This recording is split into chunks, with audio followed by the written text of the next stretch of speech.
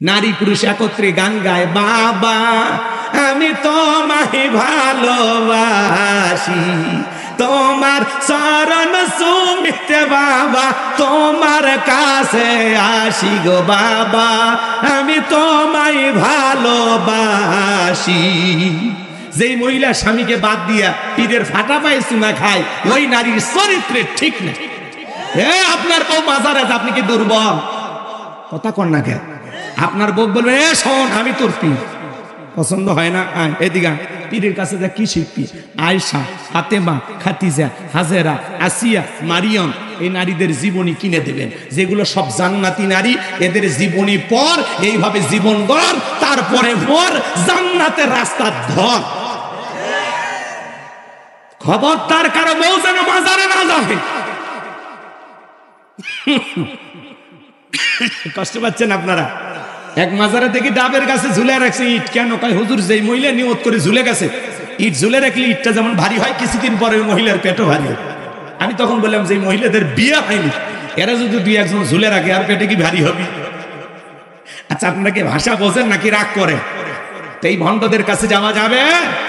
High রে ওদের গান কয়, আমি পাগল দিওয়ানা হয়েছি, মুর্শিদেরই প্রেমে পড়েছি। স্বামীর প্রেমে পড়ে না, কার প্রেমে পড়ছে? পীরের প্রেমে। তাহলে এই বউরে পিটানোর দরকার আছে না? না। আল্লাহ যেন নারীদের হেদায়েত দান করেন, জোরে বলেন আমিন। তাহলে মাজারে সেজদা দেওয়া শিরিক, পীরের পায়ে সেজদা দেওয়া শিরিক, নেতার পায়ে সেজদা দেওয়া শিরিক। আল্লাহ ছাড়া এই মাথা দুনিয়ার কারো কাছে নত করা যাবে না, যাবে না। শোনেন শোনেন শোনেন, এই হাত টিয়া পাখিকে দেখায়, কবিরাজকে দেখায়, আছে না? ভাগ্য গণনা করা কি শিরিক? আপনার তকদির আগামীকাল কি আছে আল্লাহ ছাড়া কেউ জানে? অনেকে বলে আংটিতে সব সমস্যার সমাধান। ওই যে শেষ দর্শন লিটন দেওয়ান চিস্তি, আপনি কি মামলায় হেরে যাচ্ছেন, বিদেশে যেতে ভয় পাচ্ছেন, দাম্পত্য জীবন অসুখী, আজই আসুন শেষ দর্শন, আজমেরি জেমস হাউস, লিটন দেওয়ান চিস্তি, আছে না? এক আংটিতে যদি এত সমস্যার সমাধান হয়ে যায়, বাজান বলেন তো, ওর তো আংটি বিক্রি করে খাওয়ার কথা না। এই আঙ্গুল, এই হাতে 5টা, এই হাতে 5টা, 10টা আঙ্গুলে 10টা আংটি ব্যবহার করে বাংলাদেশের 1 নম্বর ধনী হয়ে যেত। এগুলো ভণ্ডামি ছাড়া আর কিছুই নয়। এরপরে দেখবেন ট্রাকের পিছনে সেরা স্যান্ডেল ঝুলানো, কেন? কয় দুর্ঘটনা থেকে বাঁচার জন্য। স্যান্ডেলের উপরে ভরসা না, ভরসা কার উপর? এরপরে শনিবার মঙ্গলবার বিয়ে করা হয় না, এগুলো দিন নাকি শুভ না, এগুলো ভাবা যাবে না। সন্ধ্যার পরে শ্রমিককে টাকা দিতে চায় না, ধনী কেন? ধনী নাকি যদি শ্রমিককে সন্ধ্যাবেলায় টাকা দেয় তাহলে নাকি গরিব হয়ে যায়। এগুলো ধারণা করা শিরিক। কথা কয় না কেন? হাত চুলকালে টাকা আসে, ভালো করে বাঁধতে রাখেন, হাত দুটো খুলে রাখেন, 3 দিন হাত চুলকে রক্ত বের হয়ে যাবে, তাও টাকা আসবে। চিরুনি যদি চুল আশ্রয় দিকে পড়ে যায় তাহলে নাকি মেহমান আসে, যা আমার রান্না শুরু কর, কেউ না আসলে আমরা খেয়ে যাবো। কথা কন, এগুলো ধারণা করাও। কথা কয় না ভাই। নতুন ছেলের বউ চা বানাইতে কাপটা ভরে ভাঙ্গে গেছে, বলে অলক্ষণে কুলক্ষণে বউ আসছে। অলক্ষণ কুলক্ষণ বলে ইসলামের ভিতরে কোনো কিছুই নাই। জমজ কলা খালি কয় জমজ বাচ্চা হয় ভালো, 2বারে কষ্ট 1বারে হলো, মাঝখানে সিজারের টাকাটা বেঁচে গেল। এগুলো ধারণা করাও শিরিক। কথা কয় না কেন? রাগ করেন নাকি আপনারা? অনেক কথা বলার আছে বাজান, কয়টা কথা বলবো। ছোট বাচ্চার কপালে কালো ঠিপ দেয় কে? কেন? কয় বদ নজর থেকে বাঁচার জন্য। বলেন তো বাজান, তকদিরের ভালো মন্দ সবকিছু কার হাতে? ওয়াল কদরিহি শাররিহি মিনাল্লাহি তাআলা ওয়াল বাসি বাদাল মাউত। তকদিরের ভালো মন্দ একমাত্র কার হাতে? তাহলে অনেক শিরিক আছে বাজান, শিরিক করা যাবে না। শিরিক মুক্ত ঈমান আমল যেন আল্লাহ আমাদেরকে দান করেন। চিৎকার মেরে বলুন আল্লাহু আকবার। বিশ্বনবী সাহাবা ইকরামদেরকে ডেকে বলেন, আমার সাহাবীরা শোনো, একজন ব্যক্তি একটা মাছি মেরে জাহান্নামে চলে গেল, আর একজন ব্যক্তি মাছি না মেরে জান্নাতে চলে গেল। সাহাবা ইকরাম ডেকে বলে, নবী গো, বুঝতে পারলাম না ঘটনা কি, একটু দয়া করে খুলে বলেন। আল্লাহ রাসূল তখন বলতেছে, শোনো, এক দেশে এক জালেম বাদশা ছিল। ওই জালেম বাদশা রাস্তার মোড়ে মোড়ে মূর্তি বানায় রাখছে। বাদশার নিয়ম হলো যত মানুষ ওই রাস্তাতে হেঁটে যায় প্রতিমার নামে কিছু না কিছু দিয়ে যাওয়া লাগবে। একজন ইমানদার হেঁটে যায়, জালেম বাদশার লোকেরা ডেকে বলে, কিছু দিয়ে যাও। বলে ভাই দেওয়ার মতো আমার কাছে তেমন কিছু নাই। বলে শোনো, যদি দেওয়ার মতো কিছু না থাকে ওই প্রতিমার নাকে ঢোকা একটা মাছি পরে আছে, সেখান থেকে একটা মাছি মেরে নিরাপদে চলে যাও। ইমানদার চিন্তা করলো একটা মাছি মারলে কি এমন অপরাধ হবে, এইবার একটা মাছি মেরে নিরাপদে চলে গেল। কিছুদিন পরে আরেকজন ইমানদার হেঁটে যায়, জালেম বাদশার লোকেরা ডেকে বলে কিছু দাও প্রতিমার নামে। ইমানদার ডেকে বলে ভাই আমি মুসলমান, প্রতিমার নামে আমার জন্য কোনো কিছু দেওয়া জায়েজ নাই, হারাম, শিরিক। জালেম বাদশার লোকেরা ডেকে বলে শোনো, হয় প্রতিমার নামে কিছু দিয়ে যাও, আর না হলে বাদশার নিয়ম অনুযায়ী কাল্লা কেটে ফেলে দেওয়া হবে। ইমানদার ডেকে বলে ভাই কাল্লা দিতে রাজি আছি, আল্লাহ দিতে রাজি নাই। বলেন আল্লাহু আকবার। এইবার জালেম বাদশার লোকেরা ডেকে বলে শোনো, এখনো সময় আছে, যদি মানো ভালো, না হলে কিন্তু তোমার কাল্লা ফেলে দেব। ইমানদার ডেকে বলে ভাই হাজারবার প্রশ্ন করলে কি উত্তর দেব, কাল্লা দেব কিন্তু আল্লাহ দেব না। মাছি মারার মতো সামান্য শিরিক আমি মুসলমান করতে পারি না। হিন্দুদের পূজার মেলায় যাওয়া মুসলমানের জন্য জায়েজ না, হারাম। আপনি বউ বাচ্চা বান্ধিয়ে না যান আর গান গান, মেলায় চাই রে, মেলায় চাই রে, কথা কয় না কে? আপনি মুসলমান, আপনি কেন তাদের পূজায় যান বলেন? তারা আপনার ঈদের নামাজে আসে, জুমায় আসে, লাইলাতুল বরাতে আসে, লাইলাতুল কদরে আসে, মরে গেলে জানাজায় আসে। আপনি কেন যান? আপনি কেন যান? তার মানে অমুসলিমের চাইতেও আপনার লজ্জা কম। আপনার ধর্মীয় কোন অনুষ্ঠানে তারা আসে না, কিন্তু তাদের ধর্মীয় অনুষ্ঠানে না গেলে আপনার পেটের ভাত হজম হয় না। আপনি মুসলমান দাবি করেন না? মুসলমানরা যে জনপদে ক্ষমতায় থাকবে, অমুসলিমেরা মায়ের কোলে শিশু যেমন নিরাপদ, ডিমের ভিতরে কুসুম যতটা নিরাপদ, তার চাইতে বেশি নিরাপত্তা নিয়ে অমুসলিমেরা বসবাস করবে। তারা 12 মাসে 13 পূজা করবে, কীর্তন করবে, যা ইচ্ছা তাই করবে। মুসলমানের দায়িত্ব অমুসলিমদের নিরাপত্তা নিশ্চিত করা, কিন্তু তাদের পূজাতে অংশগ্রহণ করে ওদেরকে বলা না যে তোমরাও যা করো আমরাও তাই করি। কথা কয় না কে? তালে তাল মিলানো না। এক যুবক হুজুর কয়েকটা কলা ছিল, খেয়ে ফেলে দিচ্ছে। আছে না এরকম?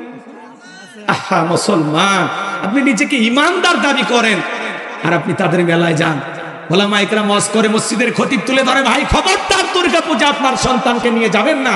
বলে হ, বাচ্চারা বায়না করেছিল একদিন গেলে কি আমি হিন্দু হয়ে গেলাম। এই ফেতারে বুঝাবে কে? বলেন বলেন বলেন, এরে বুঝাবে কে? ওইটা যে যাওয়া হারাম আপনি বোঝেন না? তারা তো আসেন, আপনি কেন যান? তারা আসতে পারে, কিন্তু আমরা যেতে পারবো না।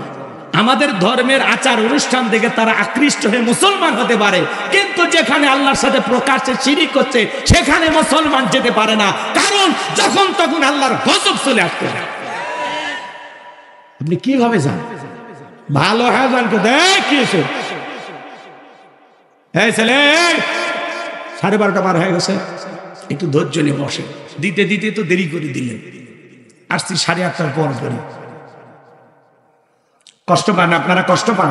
কথা জানতে হবে, শিখতে হবে, বুঝতে হবে, সেখান থেকে পরিবর্তন হতে হবে। ধর্ম যার উৎসব তার। হাইব্রিড নেতারা স্লোগান দেয়, ধর্ম যার যার উৎসব সবার। এই স্লোগান যেটা দেবে, যেই যত বড় নেতা হোক, বুঝে নেবেন ওটা হাইব্রিড শয়তান। এই স্লোগান মুসলমানের মুখে মানায় না। মুসলমান স্লোগান দেবে ধর্ম যার উৎসব তার। বৌদ্ধদের উৎসব বৌদ্ধদের কাছে, খ্রিস্টানদের উৎসব খ্রিস্টানদের কাছে, মুসলমানের উৎসব মুসলমানের কাছে। কথা বলে ঠিক? আচ্ছা বলেন তো বাজান, পুকুর যার মাছ সবার মেনে নেবেন, গাছ যার ফল সবার মাইনে নেবেন, চাকরি যার বেতন সবার মাইনে নেবেন। আচ্ছা দোকান যার, ওই দোকানের সব আমাদের মাইনে নেবেন নাকি? বউ যার হক সবার মাইনে নেবেন? তাহলে বোঝেন না কেন?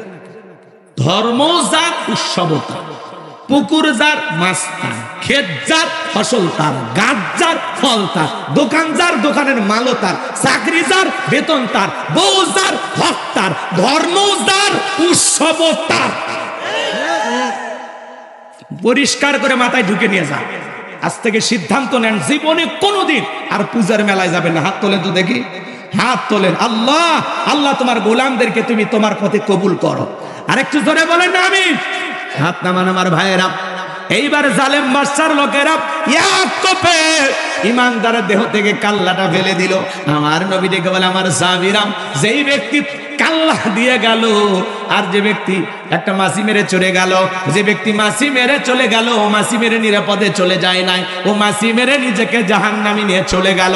আর যে ব্যক্তি সামান্য মাছি না মেরে কাল্লা দিয়ে গেল ও রক্তের সাগরে ভাসতে ভাসতে আল্লাহর জান্নাতে পৌঁছে গেল। বলুন সুবহানাল্লাহ।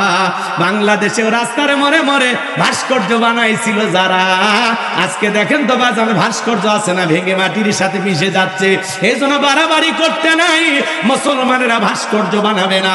মুসলমানের হাতে টাকা পয়সা হয়ে গেলে আজকে সারা দেশে ভাস্কর্যের নামে 4,500 কোটি টাকা ওরা খরচ করেছিল।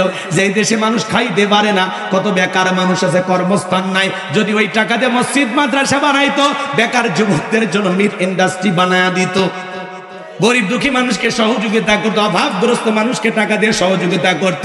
কত নারী 500 টাকার বিনিময়ে দেহটা বিক্রি করে পেটের ভাত জোগাড় করে, সেই নারীদের জন্য যদি কর্মস্থানের ব্যবস্থা করে দিত, বিকাশ হয়ে তার বাবার কবরে সব পৌঁছে যেত।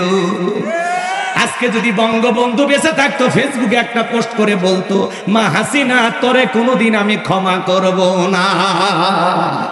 কথা বলেন, যেভাবে বঙ্গবন্ধু ভাস্কর্যগুলো ভেঙে গুড়িয়ে দেওয়া হচ্ছে, আজকে যদি বঙ্গবন্ধু বেঁচে থাকতো আর তার একটা ফেসবুক আইডি থাকতো, সেখানে ফেসবুকে পোস্ট করতো, মা হাসিনা আমি কখনো তোকে ক্ষমা করব না, কারণ তোর কারণে আজকে মানুষ আমাকে এইভাবে ডাস্টবিনে নিক্ষেপ করেছে। এক কথা বলেন না কেন? হ্যাঁ, একজন সোশ্যাল মিডিয়া ছেড়ে দিছে যে বঙ্গবন্ধু যদি আজকে বেঁচে থাকতো, সে ফেসবুকে পোস্ট করতো, মা তোরে আমি কখনো ক্ষমা করব না, কারণ তোর কারণে আজকে আমার এই পরিণতি। যেখানে বঙ্গবন্ধুর ছবি ছিল, বাংলাদেশের যেখানেই আওয়ামী লীগের অফিস আছে, কার্যালয় আছে, দাউ দাউ করে আগুন চলতেছে, বুলডোজার যা ভেঙে রাস্তার সাথে মিশিয়ে দেওয়া হচ্ছে। এই যে শামীম ওসমানের বাড়ি ভেঙে দেওয়া হয়েছে, হানিফের বাড়িতে আগুন লাগানো হয়েছে, ওবায়দুল কাদের সেতু মন্ত্রী শরীর চলে না, ওনার বাড়িতে আগুন লাগানো হয়েছে। আজকে এমপি মন্ত্রীরা হাজার হাজার কোটি টাকার মালিক, কেউ দেশে নাই, সব বিদেশে পালিয়ে গেছে। কথা কন নাকি আপনার? একটা দেশের প্রধানমন্ত্রীর থেকে শুরু করে এমপি মন্ত্রী, আমলা কামলা, নায়ক গায়ক ডাক্তার বলেন, আর ইউনিয়ন পর্যায়ে নেতা কর্মী, এমনকি হুজুর পর্যন্ত পালিয়ে গেছে। এরকম পতন পৃথিবীর ইতিহাসে কারো ঘটেনি। কথা বলে ঠিক না? আমরা বারবার বললাম ম্যাডাম পদত্যাগ করেন, ম্যাডাম পদত্যাগ করেন। উনি যদি পদত্যাগ করিয়া জেলেও চাইতেন, কয়েক বছর পরে নেতা কর্মী ফুলের মালা দিয়ে আবার জেলখানা থেকে বের করতেন, কিন্তু পালিয়ে যায়, কাজটা ঠিক করেনি। কথা বলেন, এই জন্য আল্লাহর খেলা বোঝা বড়দা। আমরা চাইলাম পদত্যাগ, আল্লাহ বলে কিসের পদত্যাগ? এরা যে অন্যায় অপরাধ করেছে, শুধু পদত্যাগ না, আমি আল্লাহ এদেরকে দেশ ত্যাগ করতে বাধ্য করবো। কথা বলে ঠিক না? ইন্না বাতশা রাব্বিকা লাশাদীদ, আল্লাহর পাকড়াও বড় কঠিন। আল্লাহ ধরে না, যেদিন ধরবে মামু বাড়ি দিল্লি গিয়ে পড়বে। শুধু একবার বলেছে, আমি লাইভে আসতেছি, জনগণের উদ্দেশ্যে ভাষণ দিব। ছাত্র আন্দোলনের বিপ্লবী সৈনিকেরা, এখনো এদের রক্ত কিন্তু ঠান্ডা হয়নি, ওরা বলতেছে দাঁড়া তোর ভাষণ দিতেছি। ভারতে গেছেন, চুপচাপ থাকেন, কেন মিডিয়াতে এসে এগুলো ঝামেলা করতেছেন? চুপচাপ থাকেন, যতদিন মনে চায় থাকেন না, পাশেই তো আছেন, আমরা তো খোঁজ খবর নিতেছি। কথা কয় না? উনি আবার কল রেকর্ড ফাঁস করে বলে, দেশের জন্য আমার খুব মায়া, আমি যদি থাকতাম আমাকে হত্যা করা হতো, আমি এই জন্য পালিয়ে আসছি। আপনি নিজের জীবনের মায়া দেখলেন, আপনার কোটি কোটি অনুসারী যারা আপনার দল করে, রাজনীতি করে, তাদেরকে ভাবলেন না? তাদের জীবনের মায়া নাই? কথা বলে না কেন? আপনি একাই পালিয়ে গেলেন হেলিকপ্টার নিয়ে, কে তাদেরকেও নিয়ে যেতেন? কথা এভাবে কেন পালিয়ে গেলেন? আবার বলে আমি দেশে আসবো। আমরা বলি মেয়ে মানুষ কতদিন বাইরে থাকবে, আপনি আসেন, এই দেশ আপনার বাবার, এই দেশ আপনার স্বামীর। কথা বলে ডেকে না, ববু আইবা তুমি আইবা গো, সেই দিন আইসা বুবু ক্ষমতা পাইবা না। ববু আইবা তুমি আইবা গো, সেই দিন আইসা বুবু ক্ষমতা পাইবা না। খোঁজ নাই বহু কাদের কাকার, অবস্থা খারাপ দরবেশ বাবার, হাও নাঙ্কেল এখন সামনে আসে না। নেতা করবি সব জেলের ভিতর, আমি আসি ডরের ওপর, কখন জানি আস গ্রেপ্তারি পরোয়ানা। বউ আইবা তুমি আইবা গো, সেই দিন আইসা বুবু চিয়ার পাইবা না। ক্ষমতার চেয়ার থেকে নামার সাহস, কিন্তু এই চেয়ারে ওটা কঠিন। 16 বছর লাগছে ছাড়তে। আর আমরা সিদ্ধান্ত নিব আগামীতে আর যাই হোক কোনো নারীকে এই দেশের প্রধানমন্ত্রী বানাবো না। আগামীতে পুরুষ হবে এই দেশের প্রধানমন্ত্রী হবে, যেই দলেরই হোক। পুরুষ চাই, হাত তুলে দেখাম কারা কারা পুরুষ চাই। লিল্লাহে তাকবীর, হাত নামান। নারীদের দেখার দিন শেষ। আগামীতে পুরুষের বাংলাদেশ। দেখেন না, নারীদের জেদ বেশি, রাগ বেশি, অভিমান বেশি। স্বামীর সাথে ঝগড়া লাগে, বাড়িতে হাড়ি বাতিল ভেঙে ফেলে দেয়, স্বামী তুলে আসার মারে, মাঝে মাঝে রাগ করে স্বামীর ঘর থেকে বাপের বাড়ি চলে যায়। আর দেখলেন না, একটা দেশ ছুঁয়ে পালিয়ে গেছে। 18 কোটি মানুষের কথা না ভেবে একাই পালিয়ে গেছে। এখন আমার বলে আমি থাকলে আমাকে মেরে ফেলতে। দেশের জন্য আপনার বাবা জীবন দেয়নি? হ্যাঁ, আপনার বাবাও তো মারা গেছে। আপনি চলে গেলেন কে? আপনি থাকতেন, একটা নতুন ইতিহাস হয়ে যেত। সমস্যা কি ছিল? এত ভয় করেন কেন? আপনি যদি খালি মিডিয়াতে এসে 1 মিনিট বলতেন আমি পদত্যাগ করছি, শেষ, কিচ্ছু হইতো না। ম্যাডাম খামাখাই চলে গেছে, কথা কয় না। যায় আপনাকে নিয়ে আবার নরেন্দ্র মোদী বিভিন্ন জ্বালায় পড়ে গেছে। কথা কর না কেন? আপনারা মন খারাপ করেছেন আপনারা। উনি যদি দেশে আসতেছে, আমরা বলবো যাওয়ার আগে তো বলে যান নাই, আসার আগে এত বলা লাগবে কেন? যে দিক দিয়ে মন চায় আসেন। কথা কর, যাওয়ার আগে বলে গেছে, তাহলে আসার সময় বলা লাগবে কেন? যে দিক দিয়ে মন চায় আপনি আসেন, তো আপনি আসেন। কি কথা ক্লিয়ার না ভেজাল আছে? আপনি কেন বলতে হবে আমি গুলিস্তানে আসতেছি? কেন আপনি গুলিস্তানে আসবেন? কেন? যে দিক দিয়ে মন চাই গোপালগঞ্জ আসেন, আসেন। না হলে আপনার শ্বশুর বাড়ি রংপুর, আপনি আসেন। তো আপনি আর দূরে থাকেন না, আপনি আসেন। কথা কয় না কেন? আমাদের মায়া দয় না? আমাদের দেশেরই সাবেক প্রধানমন্ত্রী এইভাবে বাইরে থাকবে, আমাদের মায়া লাগে না? আসেন আপনি, আমাদের অনেক দরদ। আপনি আসেন, আপনার আদরের কোনো অভাব হবে না, আমরা যত্নে রাখবো আপনাকে। কথা কন, রাগ করেন নাকি আপনারা? ভালোভাবে না দেখলে আসবে। আজকে বঙ্গবন্ধুর ধানমন্ডি যখন ভাঙা হচ্ছে, সেখানেও 3 তলা বিশিষ্ট আয়না ঘর পাওয়া গেছে। কি পাওয়া গেছে? আয়না ঘর পাওয়া গেছে ধানমন্ডিতে। আয়না ঘর, ছোট ছোট রুম, খেতাবালিশ আছে ওখানে। আজকে বিভিন্ন এই দেশে বৃষ্টি হওয়ার কারণে কিছু কিছু জায়গায় বৃষ্টির পানি ঢুকে গেছে। ধানমন্ডিতেও আয়না ঘর পাওয়া গেছে। প্রধান উপদেষ্টা উনি আয়না ঘর দেখতে যেতে চেয়েছিলেন, অনেকে তাকে যেতে বাধা দিয়েছে। কথা বললেন না কেন? তাহলে চিন্তা করেন, ধানমন্ডি 32, সেখানে আয়না ঘর পাওয়া গেল। এই সমাজে কি ছিল? কত মায়ের বুক খালি করেছিল। এই যে পিনাকি, দেখেন না আপনারা, বিদেশ থেকে বাংলাদেশের মানুষের পক্ষে অনেক চমৎকার কথা বলেন। হিন্দু দাদা কথা বলেন, চমৎকার কথা বলেন। আমাদের সাংবাদিক গলিস ভাই এই পিনাকি বলেছেন যে প্রত্যেকটা ইট পাথর থেকে হাজার হাজার মায়ের সন্তানের আওয়াজ শুনতে পাওয়া যায়। কথা বলেন ঠিক কিনা? এখানে যে কত মানুষের জীবন চলে গেছে, কত মানুষকে তারা গুম করেছে, হত্যা করেছে, এর হিসাব কেউ দিতে পারে না। 16 বছরে কত হাজার মানুষকে তারা হত্যা করেছে। কেউ বিরুদ্ধে কথা বললেই আব্রাহার ফাহাদ কত ভাইয়েরা জীবন দিয়েছে নিরীহ বাচ্চাদেরকে।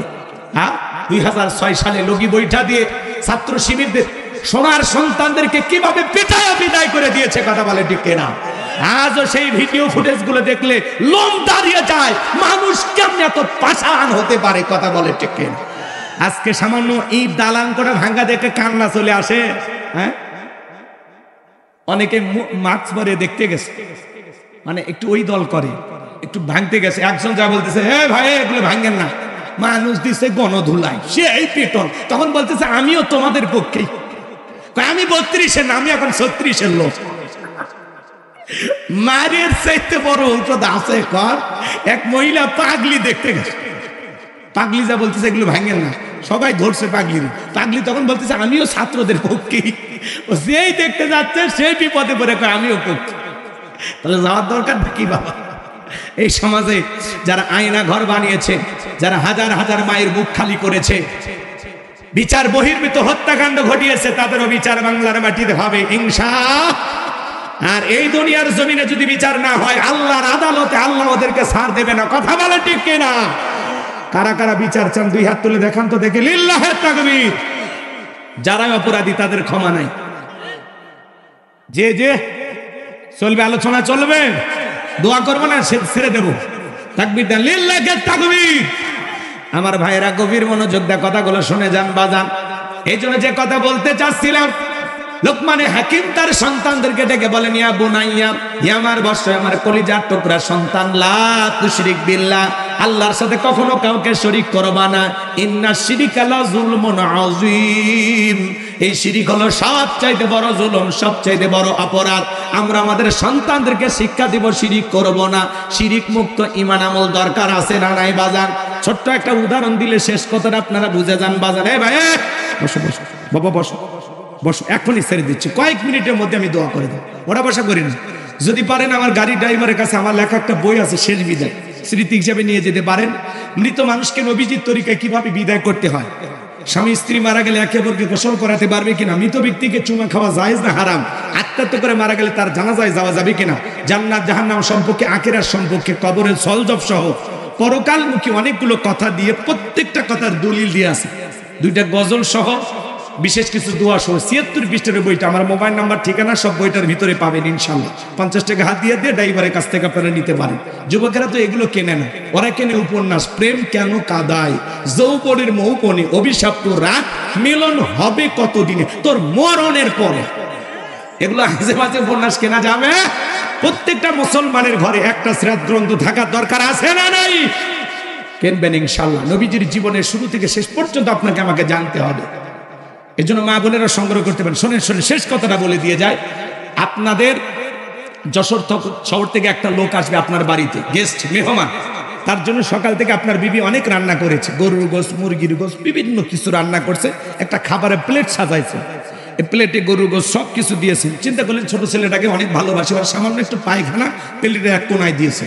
মেহমানের সামনে খাবারের পরিচিতি, ভাই এটা কি গরু, এটা খাসি, এটা মুরগি, এটা হরিণ, এটা কি, এটা কি। তখন বলতেছে, ভাই ছোট ছেলেটাকে খুব ভালোবাসি, আর সামান্য একটু পাতলা পায়খানা দিয়েছে। বলে তো দুনিয়ার কোনো গেস্ট, কোনো মেহমানই খাবার খাবে? জোরে বলেন খাবে? সামান্য প্লেটে পায়খানা মাখা থাকার কারণে ওই খাবার যেমন দুনিয়ার কেউ খাবে না। আপনার আমল নামায় নামাজ, রোজা, হজ, যাকাত অনেক কিছু আছে, কিন্তু সামান্য শিরিক যদি মিশ্রিত থাকে, ওই শিরিক মিশ্রিত কোনো আমল, ইবাদত আল্লাহর দরবারে কবুল হবে না। বলেন আল্লাহু আকবার। কি কথা বুঝছেন? উদাহরণ কেন দিলাম বুঝছেন? হ্যাঁ, শিরিক মিশ্রিত থাকলে আপনার যতই ভালো আমল থাক, ওই শিরিকের কারণে সমস্ত ভালো আমলগুলোকে আল্লাহ বরবাদ করে দিবে, সমস্ত আমল ধ্বংস হয়ে যাবে। এই জন্য শিরিক করা যাবে না। সম্মানিত ভাইয়েরা আমার, এরপরে আল্লাহ রাব্বুল আলামিন জানিয়ে দিলেন, লোকমানে হাকিম, তুমি তোমার সন্তানদেরকে আমার সাথে পরিচয় করায় দিলাম, আমি আল্লাহর বড় ভালো লাগলো। এইবার আমি আল্লাহ তাআলা তোমার সন্তানদের সাথে তোমার পরিচয় করা দিলাম। আমার আল্লাহ জানিয়ে দিলেন, ওয়া ওয়াসাইনাল ইনসানা বিওয়ালিদাইহি হামালাতুহু উম্মুহু ওয়াহানান আলা ওয়াহানিন ওয়া ফিসালুহু ফি আমাইনি আনিশকুরলি ওয়া লিওয়ালিদাইক ইলাইয়াল মাসির। এ ভাই বসেন, এটা খুবই গুরুত্বপূর্ণ একটি পয়েন্ট আল্লাহ বলেছেন। শোনেন শোনেন, আজকে ৯৫% পরিবারে মা বাবা অবহেলিত, নিগৃহীত, অপমানিত, বঞ্চিত, পদদলিত, কথা বলেন ঠিক কিনা? এই জন্য আল্লাহ তাআলা পিতা মাতার আলোচনা করেছেন এই জায়গায়। সংক্ষিপ্ত ২-৩ মিনিটে বলে দেব। আমার আল্লাহ রাব্বুল আলামিন বলেন, ওয়াসাইনাল ইনসানা বিওয়ালিদাইহি হামালাতুহু উম্মুহু ওয়াহনান আলা ওয়াহনিন ওয়া ফিসালুহু ফি আমাইনি আনিশকুরলি ওয়া লিওয়ালিদাই। আমার আল্লাহ ডেকে বলেন, আমি তো মানুষকে নির্দেশ দিয়েছি তারা যেন মাতা পিতার সাথে সদাচরণ করে, উত্তম ব্যবহার করে। কারণ হলো তার মা কষ্টের পর কষ্ট সহ্য করে সন্তানটাকে গর্ভধারণ করেছে, ২-২.৫ বছর বুকের দুধ পান করাইছে। সুতরাং মাতা পিতার প্রতি কৃতজ্ঞ হও। আমি আল্লাহ তাআলার প্রতি কৃতজ্ঞ হও, মাতা পিতার প্রতি কৃতজ্ঞ হও। তোমরা সবাই তুমি আল্লাহর দিকে প্রত্যাবর্তন করবা। বলেন তো বাজান, সেই মা বাবার সাথে ভালো ব্যবহার করার দরকার আছে না? একটা মা সন্তানকে পেটে নিয়ে কতটা কষ্ট করে, ৩-৪ মাস মা খাইতে পারে না, মার বমি বমি হয়। ৬-৭ মাস যখন হয়ে যায়, সন্তান যখন আস্তে আস্তে পেটের ভিতরে বড় হয়, মা কত রাত ঘুমাইতে পারে না। ৮-৯ মাস যখন হয়ে যায়, মার পেটটা কত ভারী হয়ে যায়। আপনি আমি মায়ের গর্ভে ছিলাম মাত্র 10 ইঞ্চি জায়গায়। হে বাজান, লম্বা আছে, লম্বা ঘটনা আছে, অনেক কথা বলার আছে, সেই দিকে আর আমি যাব না, সংক্ষিপ্ত কথা বলে দিয়ে যাই। ডেলিভারির সময় যখন চলে আসে, দুঃখিনী মা বাবার ঘরের ভিতরে প্রবেশ করে গভীর নিশীথে বাবার দুটো পা জড়ায় কান্না করে। মায়ের চোখের পানি যখন বাবার পাকে স্পর্শ করে, বাবা ঘুম থেকে জাগ্রত হয়ে ডেকে বলে, বিবি এত রাতের বেলায় কেন তুমি কান্না করো, কি হয়েছে তোমার? মা ডেকে বলে, স্বামী আমি আগামীকাল বাবার বাড়িতে যাব। কত মহিলা সন্তান জন্ম দিকে মারা যায়, আমি যদি মারা যাই আমারে তুমি মাফ করে দিও গো স্বামী। এই সংসারের চাবি বুঝাইয়া দিলাম, ভুল বেয়াদবি মাফ করে দিব, ভুল বেয়াদবি মাফ করে দিও। এই কথা বলে দুঃখিনী মা চলে যায়। প্রসবের যাতনায় মা দাঁত মুখ কামড়ায়, কি যে ব্যথা, কি যে কষ্ট, দুনিয়ার মা ছাড়া কেউ বুঝবে না। একটা সন্তানকে জন্ম দিতে গিয়া মা ছোট্ট বালতির মতো এক বালতি রক্ত শরীর থেকে ঢেলে ফেলে দেয়। কত মা জ্ঞান হারা ফেলে। কিছুক্ষণ পরে যখন হুঁশ ফিরে পায়, ডেকে বলে, কই আমার সোনামানিক, আমারে কোলে দাও। মা সন্তানকে কোলে নিয়ে গালে মুখে চুমা খায় আর বলে, বাসা দন বেঁচে থাক, আল্লাহ তোরে বড় মানুষ বানাক। হে যুবক, ওই মা বাবার মনে কখনো কষ্ট দেওয়া যাবে না। নবীর এক সাহাবী মাকে কাঁধে করে নিয়ে খানায় কাবা তওয়াফ করে। আল্লাহ রাসূল ডেকে বলে, সাহাবী তোমার কাঁধে কে? বলে, হুজুর আমার মা। নবী আমার ডেকে বলে, সাহাবী বড় ভালো কাজ করতেছো। সাহাবী ডেকে বলে, হুজুর আমি যে আমার মাকে কাঁধে করে নিয়ে খানায় কাবা তওয়াফ করালাম, আমি কি আমার মায়ের হক আদায় করতে পেরেছি?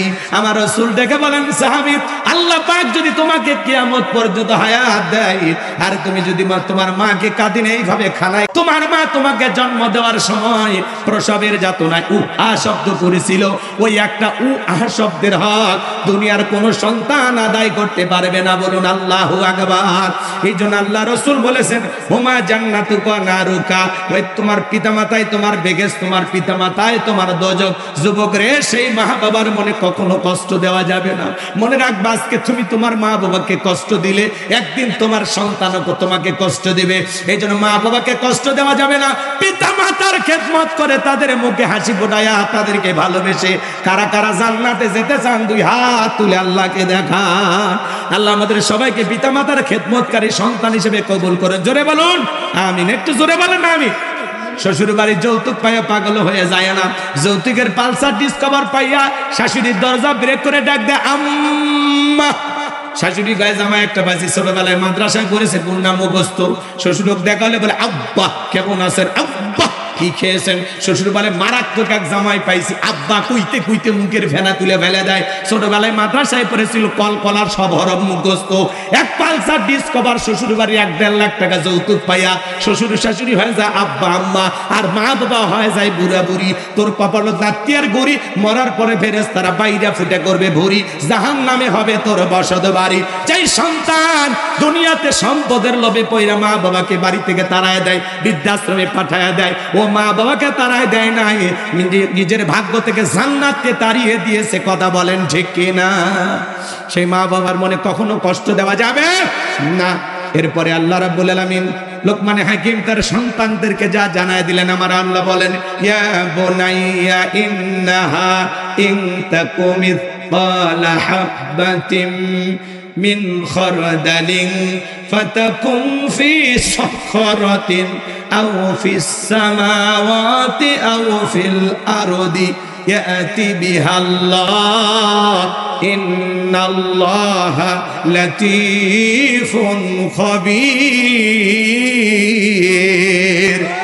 ডেকে বলে, বাবা আমার সন্তান, তুমি যদি সরিষার দানার পরিমাণ কিছু করো, সেটা যদি শিলা গর্ভে হয় অথবা আকাশে হয় কিংবা মাটির নিচে হয়, আল্লাহ তাআলা এটাও তোমার আমল নামায় হাজিরি করবে। আমার আল্লাহ সূক্ষ্মদর্শী, আল্লাহ সর্ববিষয়ে খবর রাখেন। ভালো করে বোঝেন সন্তানকে কি বুঝাইতেছেন। বাবা দিনের আলোতে রাতের আধারে গোপনে প্রকাশে আকাশে বন জঙ্গলে সেখানে যা করো, তুমি যদি ভালো কিছু করো, সেটা যদি সরিষার দানার পরিমাণ হয়, আল্লাহ ওইটা আমল নামায় হাজিরি করবে। তুমি যদি যদি সরিষার দানার পরিমাণ মন্দ কিছু করো, ওইটাও আল্লাহ তাআলা তোমার আমলনামায় হাজিরে করবে। ফামাই আমাল মিসকালা যাররাতিন খায়রান ইয়ারা ওয়া মাই আমাল মিসকালা যাররাতিন শাররান ইয়ারা। বান্দারে, তুমি যদি সাররা পরিমাণ অনুপরিমাণে নেক আমল করো, ওইটাও আল্লাহ তাআলা লিপিবদ্ধ করে রাখবেন। আবার তুমি যদি সাররা পরিমাণ অনুপরিমাণে গুনাহের কাজ করো, আল্লাহ ওইটাও আমলনামায় লিপিবদ্ধ করে রাখবেন। এজন্য সন্তানদেরকে বলতে হবে, বাবা তুমি কারো গাছ থেকে আম চুরি করবা না। অনেকের ছেলে আম চুরি করে, বাবা খুশি হয়ে যায়। আমি কারো পাতা ছিঁড়তে পারি না, আর আম সিরিয়াল নিই, খুশি হয়ে যায়। খুশি হওয়া যাবে না। আর ছোট ছোট অপরাধ একদিন বড় অপরাধে করে নিতে হবে। আর ছোট ছোট ভুল, কারো খাতা নিয়ে আসছে স্কুল থেকে, কারো কলম নিয়ে এসে বুঝাই দেন, বাবা খাতা কলম না বলে আনতে নাই, তোমার কয়টা লাগে আমি কিনে দেব। বাবা কারো ফল ছিঁড়তে নাই, কয়টা লাগে কিনে দেব, কথা বলেন। আর আপনি বাবা হয়ে উস্কে দেন, এরকম বাবা হওয়া যাবে না। সন্তানের ছোট ছোট ত্রুটি এগুলো সংশোধন করে দিতে হবে, কথা বোঝেন না, সময় নাই। ছেলেরা, যুবকেরা, তোমরা আমি কি মনে করো জঙ্গল প্রেম করার জন্য মঙ্গল? জঙ্গলে কেউ না দেখলে একজন দেখেন, তিনি কে? তুমি ঘরের দরজা লাগাই এলাকার ভিতরে একা একা মোবাইলে কি ভিডিও দেখেন, কথা কয় না। পিতা মাতার চোখকে ফাঁকি দিয়ে অশ্লীল ভিডিও দেখে, অশ্লীল গান বাজনা দেখে, এরকম পোলাপান আপনাদের সমাজেও আছে না নাই? নাই নাই নাই। একা একা ঘরের দরজা লাগায় মোবাইলে অশ্লীল ভিডিও দেখে। যুব সমাজকে নষ্ট করছে এই মোবাইল। মোবাইলের ওজন কম, কিন্তু মোবাইলের মাধ্যমে পাপের ওজনটা অনেক বেশি, কথা বলে ঠিক না? এই জন্য প্রত্যেকটা অভিভাবকের উচিত বিবাহের আগে ছেলে মেয়ের হাতে টাচ মোবাইল তুলে দেওয়া যাবে না। এই মোবাইলে ফ্রি ফায়ার, পাবজি, অনলাইনে জুয়া, এই যে IPL BPL এগুলোতে জুয়া ধরে, কথা কন না কেন? কোন দল জিতবে বল, কয় লাখ টাকা, এরকম জুয়া ধরে নিঃস্ব হয়ে যায়। আল্লাহ যেন আমাদের সন্তানদেরকে হেদায়েত দান করেন, জোরে বলেন আমি। তাহলে নষ্ট করছে কি এই মোবাইল, কথা বলেন নাকি? আমি কি বলবো? ও দেশে মোবাইল আইছে, চিঠি বন্ধ হইয়াছে, দিওয়ানা বানাইছে, পোলা মাইয়ার মনের কথা ভাসে বাতাসে।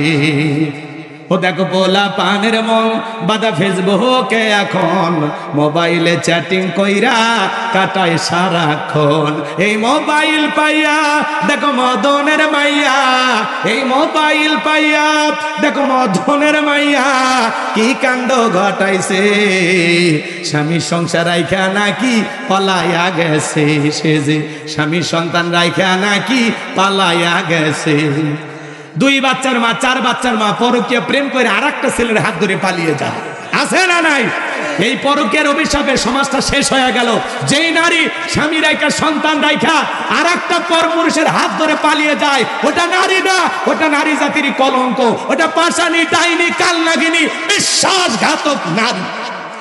কেমনে পারলা বোন, ও মা, কেমনে পারলা স্বামী রেখে সন্তান রেখে আরেকটা ছেলের হাত ধরতে? কেমনে পারলা? তোর জানি কি মায়া দয়া নাই? কথা কম। সব দোষ কি নারীদের? এক হাতে তালি বাজে, পুরুষের কি কোনো দোষ নাই? এই ছেলে, একটা নারীর স্বামী আছে, সন্তান আছে, সেই নারীর দিকে তোর নজর কেমনে গেল? তোমার বইয়ের সাথে যদি কেউ পরকীয়া করে মাইনে নিবা, ভালোবাসা শেয়ার করবা নাকি?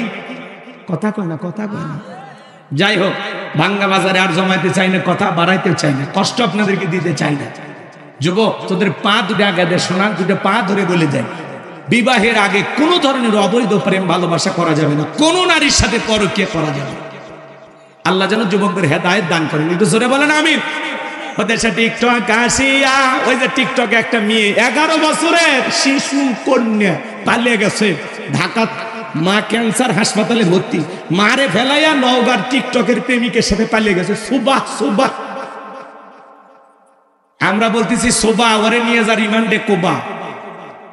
এই মহিলার চরিত্র নষ্ট হয়ে গেছে, ছোট ছোট বাচ্চা পাকনা হয়ে গেছে। আপনি আগে 20 বছরে যা বুঝিনি, এখন 9 বছরের বাচ্চা তাই বোঝে। কথা জামানা পাল্টে গেছে বাজান। মেয়েও টিকটক করে, ছেলেও টিকটক করে, টিকটক আইডিতে পরিচয়, তারপরে প্রেম, তারপরে গেম। কথা কয় দেশে টিকটক আসিয়া সব গেল বাসিয়া, সিদ্দিক সোরা নায়ক হইছে আইডি খুলিয়া, হিরো আলম নায়ক হইছে আইডি খুলিয়া। এই মোবাইলে কি জাদু আছে ভাই, পোলাপান বুঝাছে, পড়ালেখা তুইলা রাখছে সপ্তম আকাশে। আল্লাহ যেন যুবকদের হেদায়েত দান করেন, জোরে বলুন আমিন।